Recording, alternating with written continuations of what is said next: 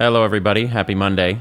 Welcome to The Legend of Zelda Tears of the Kingdom and another round of Unremarkable and Odd Places that I want to show you in this game. I've continued playing Tears of the Kingdom. It's taken me ages and I'm probably not going to beat it until this time next year. But there are so many interesting little spots that stood out to me that I've been marking on the map. The very first of which is this one here. This is a piece of the Temple of Time on the big starting training island, whatever it's called. And it's one of the first places I went when I started this game. I built a gigantic bridge before I had the ascend power, and I came up here to walk around and bask in the fact that they were letting me go somewhere that any game other than this probably would have closed off with an invisible wall.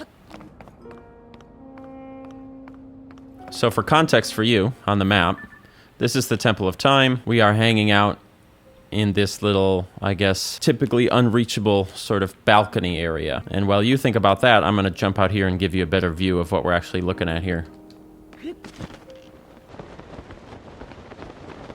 So this is the Temple of Time from the outside, and where we were standing is up inside one of those little sort of layers of the cake. And from a distance, it almost looks like you would sort of go up some sort of stairs and stop off at each of these layers, but that is not how this works. Most of the action in the Temple of Time takes place in the bottom floor and at the very top. So again, you've got main entrance. This is sort of our bottom floor. And then if you climb all the way to the top,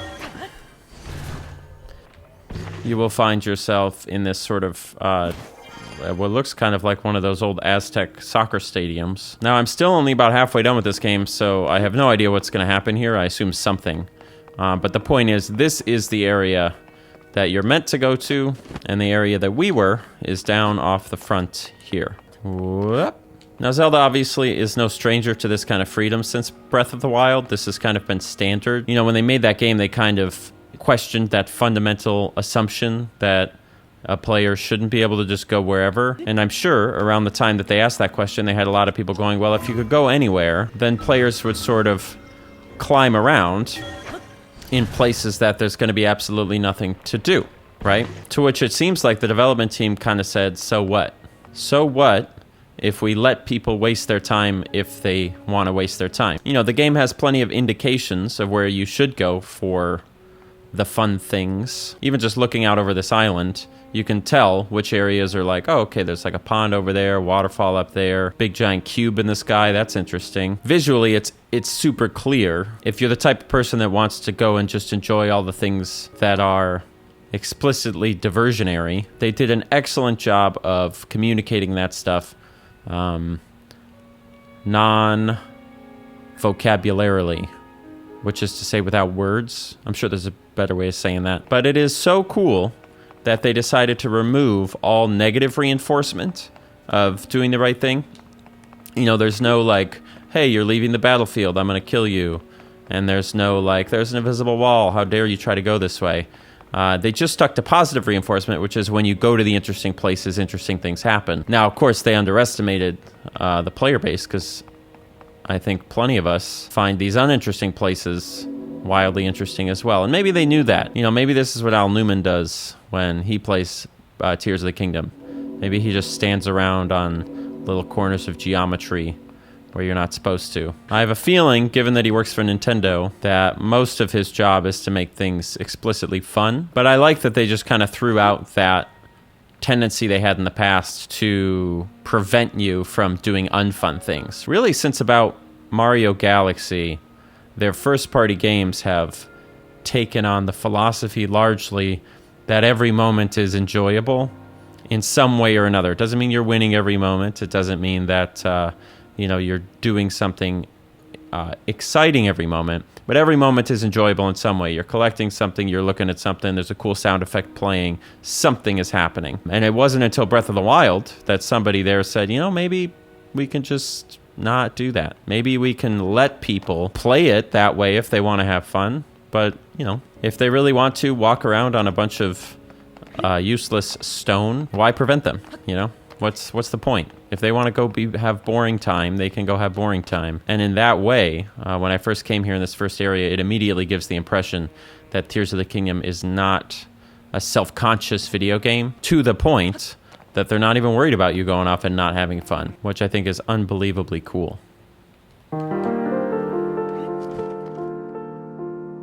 So this is the area around Hyrule Castle early in the game. Again, I have not beaten the game, so I don't know like if something changes. But at least early in the game, these little areas around the raised up Hyrule Castle are intended to be very ominous and dead. You know, see, look at all the trees. They're all like lacking in nutrients. But there are small parts hugging the walls of the Hyrule Castle.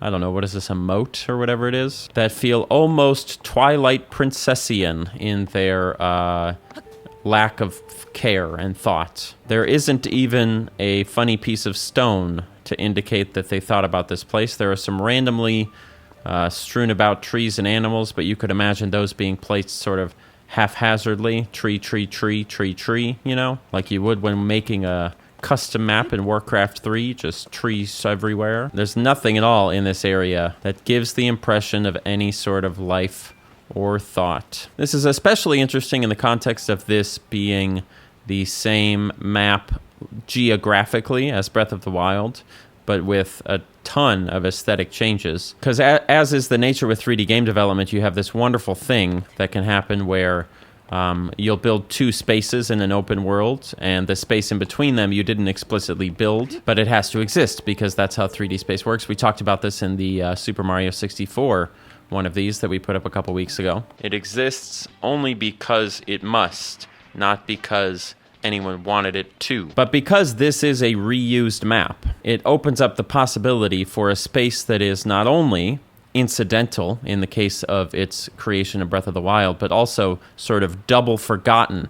It's a place that wasn't brushed over a second time when they remade this map in Tears of the Kingdom. They just sort of let it lie, and I have a feeling that this is one of these places. I'd have to go confirm and see what it looked like in Breath of the Wild, I guess. Now, just for your context, on the map, we are here. You'll note, if I zoom out here, I put hearts anytime I found a place that was like unremarkable and odd.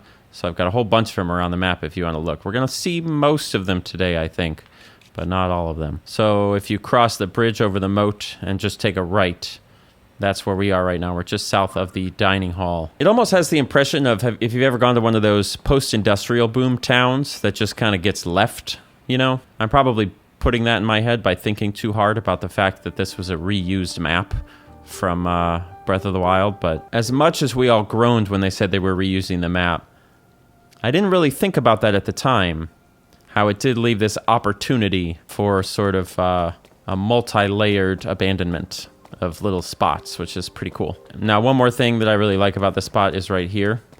The water down here flows ridiculous. Is that a duck? Well, that is either the strongest duck in the world or someone didn't think too hard about the duck physics or the water physics affecting the duck.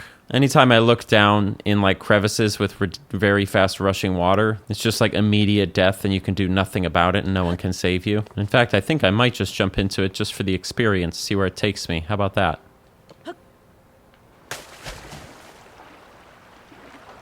You know, it's not as violent as I expected.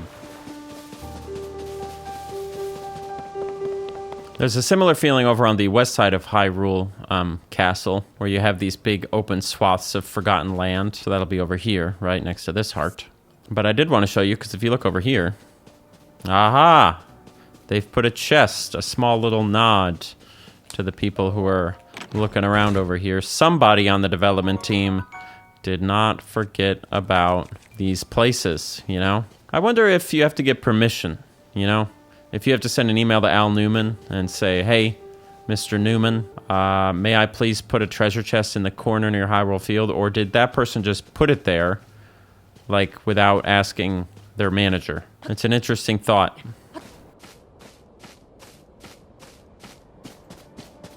All right, well, that's that place. Fun little Hyrule Castle zone. Is it about to be a blood moon? Is that what I'm seeing over there? All right, I guess I got to wait for that to happen. In the meantime, why don't we take you to the next place on my list? How about that? As I've been playing through Tears of the Kingdom, I've been taking my sweet, sweet time, walking around looking at everything. You can tell just by looking at my map. I've only unlocked about half the province things or whatever. Sometimes that walking around is me actually going to shrines. A lot of the time, it's just walking, looking at all the rocks, wasting my life away, seeing what happens if I throw a rock onto these spikes. Oh, look at that. It gets stuck. And one of the places that I found while walking around was in here. Yep. So this is a teeny, tiny, thin little crevice with absolutely nothing in it. Like, it's nothing in it to the point that if you fall in here, it's actually a huge pain in the ass to get out. Because you either have to scale these sheer cliff faces or just swim for a really long time. So on the map, we're talking over by Rito Village. It's this little zone down here. So yeah, this may be the most secluded spot in all of Hyrule. I'm not sure. Like, this is where you would come if you wanted absolutely no one to bother you for any reason for the rest of your life. You put a little platform down here. Maybe build a little house. And Tears of the Kingdom really does afford these kind of places because, you know, it has something in common with one of my other favorite video games, Real Life, in that things have to exist, you know? And most of the things that exist are not things that are useful. And in video games, typically you build barriers to prevent you from going all the places that are not useful. And in real life, that's true to a certain extent, but even less so. So if you just stop and take the time, you can really get to some pretty useless places like this. So I hope you enjoyed it. Nice little spot. It's not even any fish. Anyway, you want to see another one? See another place?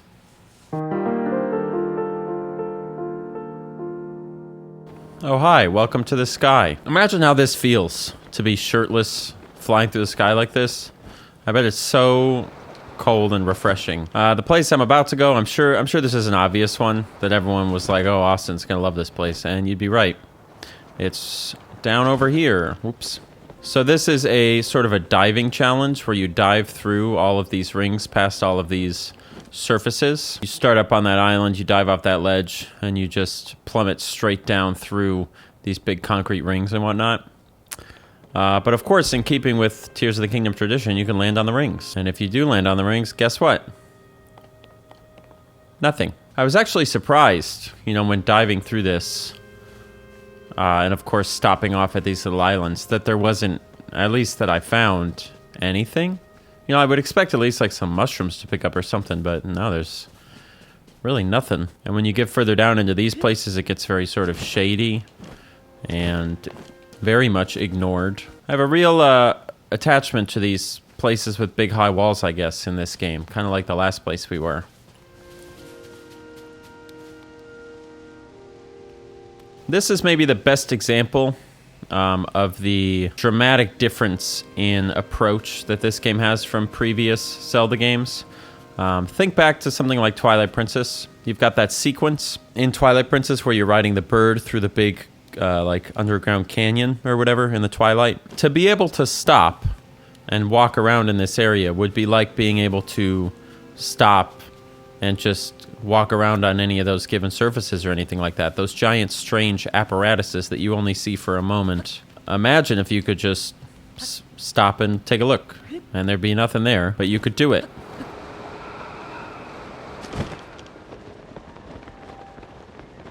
Alright, so here's this place in context. This is normally how you engage with this.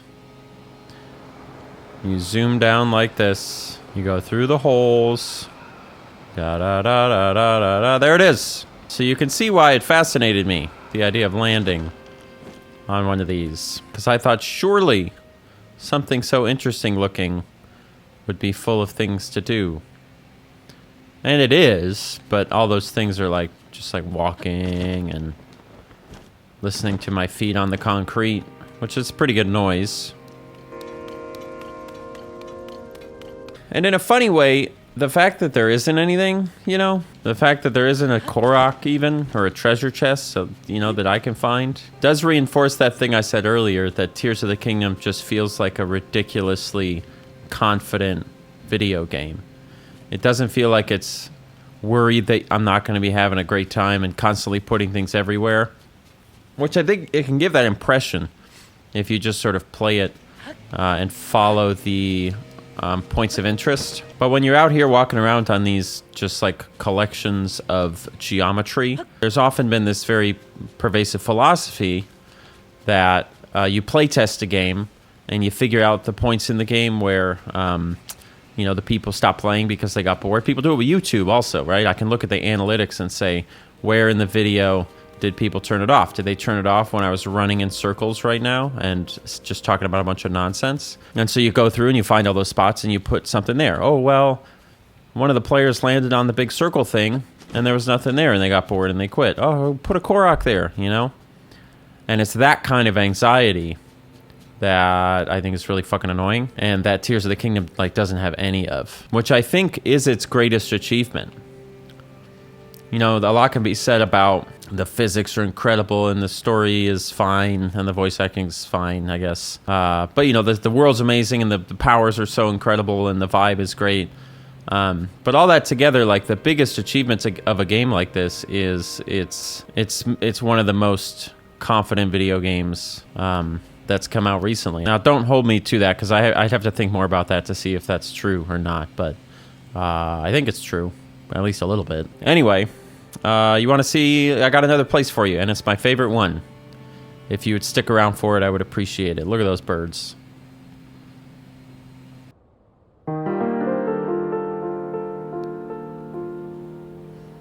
Okay, welcome to my favorite spot in the entire world. Really one of the only places in Tears of the Kingdom that it feels like it's even pushing that boundary of the boundaries in Tears of the Kingdom, right? If Tears of the Kingdom moved that goalpost much further away in terms of where you're allowed to go and not to go, this area feels like once again pushing up against it.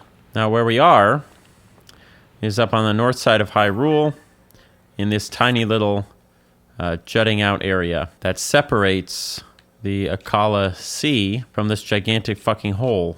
Now you can actually, if you get like a little raft, you can go behind, up against these spiky mountain things, and in between these spiky mountain things and this big cube. And that's a really cool spot. I'm not going to go show you that today, but I really recommend, if this type of stuff is your vibe, go get a little raft and go boating out there because it's absolutely wild. And it's really the context of this that gives it so much. I mean, it's a wonderful place, but the fact that you start up here, right, we're on the backside of Death Mountain, this whole place is stunning. But going from up here, seeing these strange Spyro the Dragon-looking mountains and going down to them is really a remarkable thing. So we're going to do that right now. It's going to take a second. I probably should have jumped a little closer, but that's okay. Boom. Isn't that crazy? Like, what a vibe. What I think is the most interesting about this place to me is that you could have just extended those spiny mountains all the way into here and just had them be totally inaccessible. You know, what was the point of having a flat surface here that you could walk around on comfortably? I'm not really sure, but they did. It's just a big old flat piece of land. Tears of the Kingdom should have done the thing that Trackmania Canyon did, where it just lets you drive off the map until the video game disintegrates on itself. I understand why they didn't do that, but I think it would have been dope if they did.